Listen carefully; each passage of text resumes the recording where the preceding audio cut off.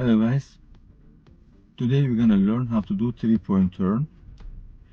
So 3-point turn, it's actually basically U-turn.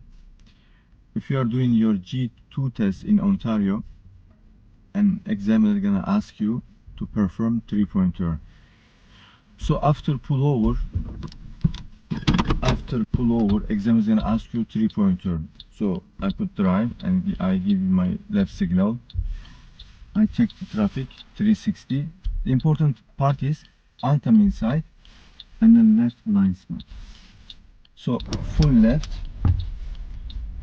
If you need gas, you can use your gas pedal a little bit. Then stop before the touching the curb. That part is so important. First important thing is put the gear reverse. Give your right signal. All the way, hand over and fast. All the way to the right. And looking back side of the car.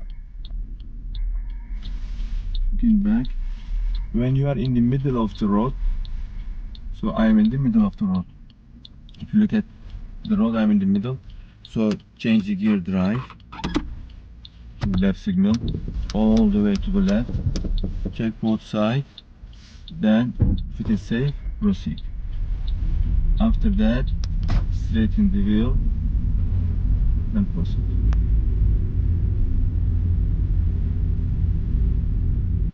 Thank you for watching. Please subscribe our channel, like our videos. See you in the next video.